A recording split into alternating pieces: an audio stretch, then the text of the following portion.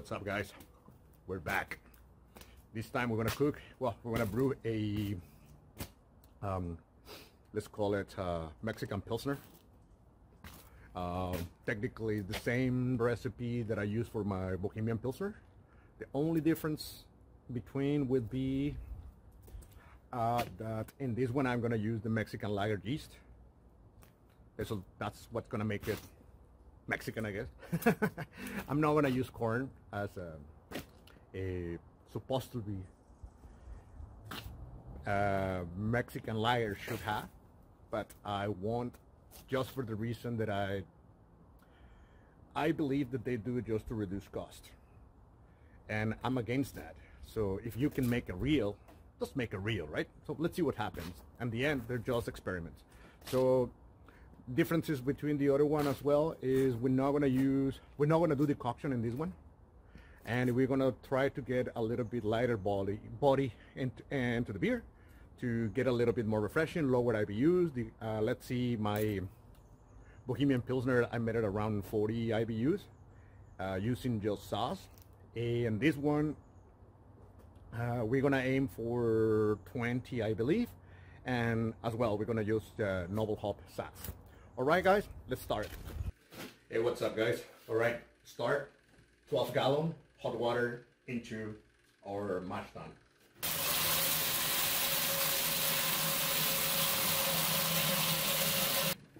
All right, let's throw the graining.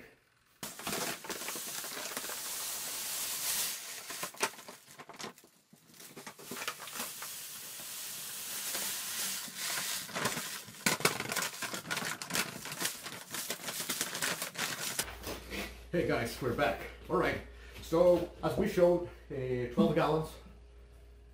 We put 12 gallons of water, and then we add the grain, which the grain was 7 kilograms of European Pilsner malt, 1 kilo, 300 grams of catapils, and 975 grams of wheat malt. For this beer, why we call it a Mexican Pilsner is because we're using Escarpment Labs yeast, which is called the Mexican Lager, so I guess that's why we call it this way. All right, let's keep on going.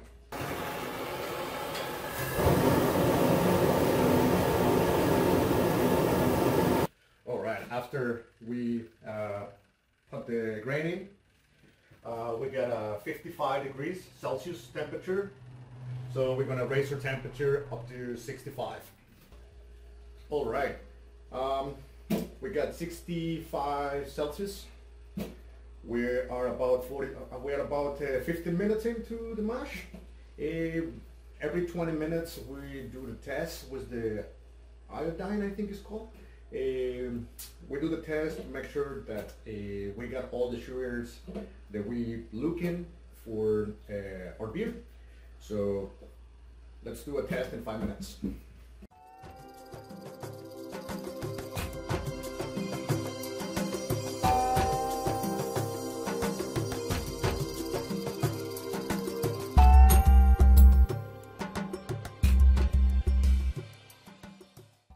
Well, after 35 minutes, you guys see the test.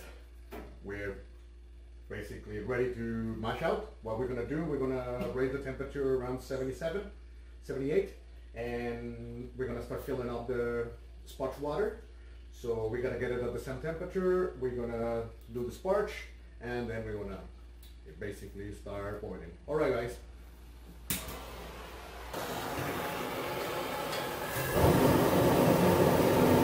Filling up 6 gallons for the sparge.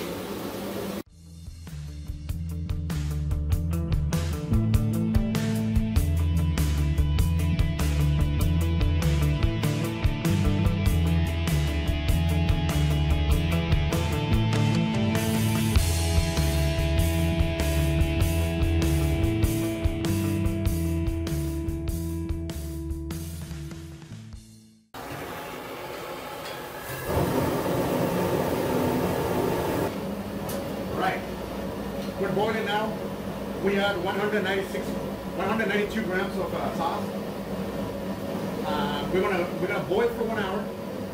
After 45 minutes pass of boiling, we're gonna add 60 grams of sauce for flavor.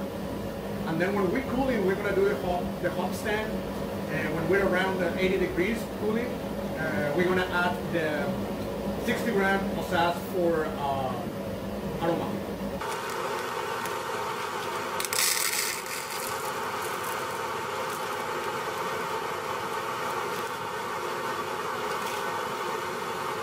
All right, we're gonna start boiling. So we're gonna add 192 grams of sauce, and we're gonna add it before start boiling to avoid that extra foaming kind of thing that happens when you just throw it. All right, let's do it.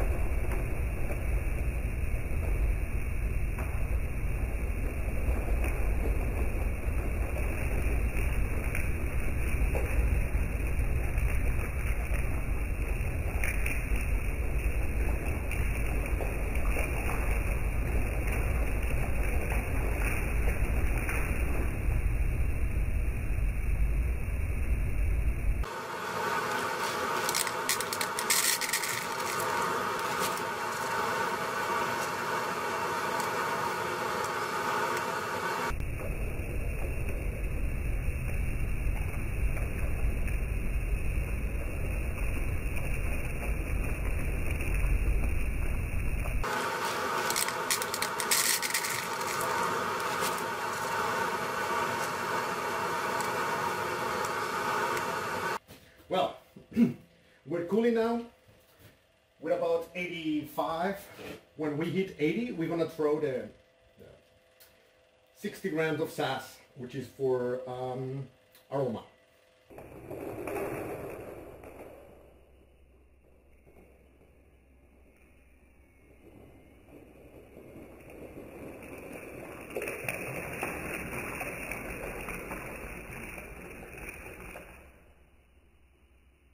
Well, we're almost done cooling. We're about 30 degrees. When we're around 20, we're gonna pitch the yeast and we're gonna start transferring into a fermenter. And we're gonna do a little bit of splashing to add a little bit of oxygen into the wort to get that yeast active quicker and healthier. So. And then when we're 20, we're gonna let the glycol chiller to do the job to get it between 13 to 12 and start our first fermentation. After that, when we check and we know that, or when we check the gravity or the density of the liquid, and we define that it's done, we're gonna raise the temperature around 18, 19 degrees for about 3 or 4 days. For diacetyl rest. Even though we're going to do isobaric fermentation prevent diacetyl.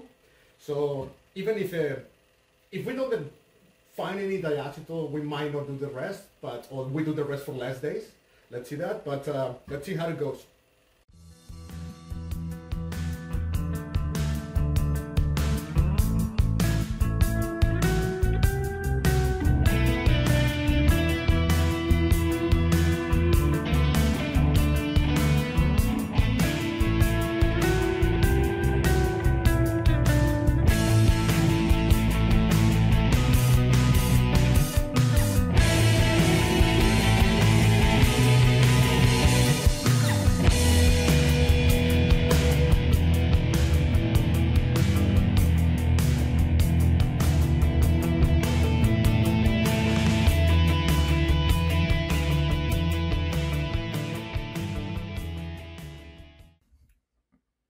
Well, we got to the end of the video. Mexican Pilsner.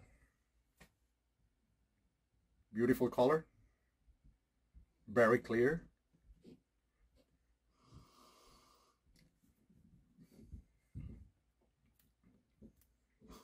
You can smell a little bit of almost like bread, and the taste.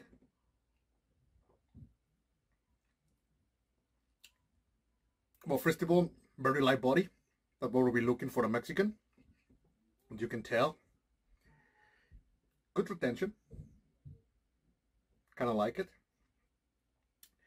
And it tastes like the crust of the bread, just the outside of the bread. It is really nice and delicious. I'm very impressed. It's kind of like cereal taste. Very impressed with the beer. And a little story about this beer. It's gonna be, we're gonna brew this one at Moon Under Water. It's gonna be in a can, or in cans, and they're gonna sell it in Alberta. They're gonna sell it in British Columbia, and I'm very proud of myself, to be honest. And I'm excited, and very, very excited that Moon Under Water invited me for that collaboration and release this beer in Cinco de Mayo. Because I'm Mexican and we trying to celebrate it as a Mexican. Okay guys, thank you so much for watching. And there are more beers coming. There's the Misterio. There's the Mexican Donko. There are more beers coming. Okay, banda. All right, people. See you next time.